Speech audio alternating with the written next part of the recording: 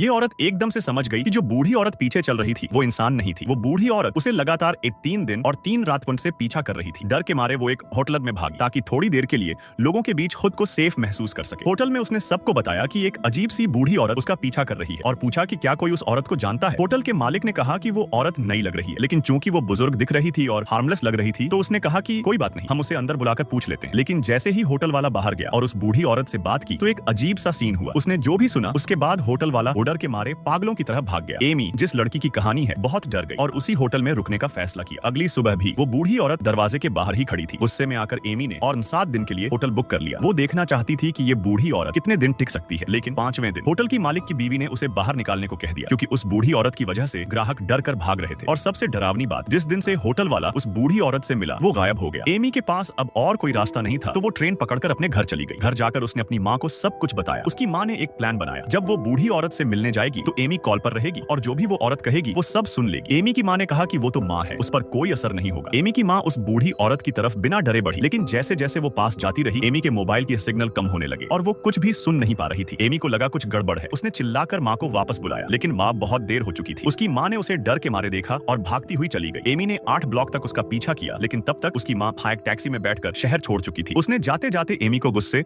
और नफरत भरी नजरों से देखा और फिर वो गायब हो गई। एमी को अब यकीन हो गया कि इस बूढ़ी औरत के पास कोई भयंकर अलौकिक शक्तिवान है। अब उसने आखिरकार हार मानकर डिपार्टमेंट ऑफ पैरानॉर्मल अफेयर्स, भूत प्रेत वाली सरकारी एजेंसी से मदद मांगी।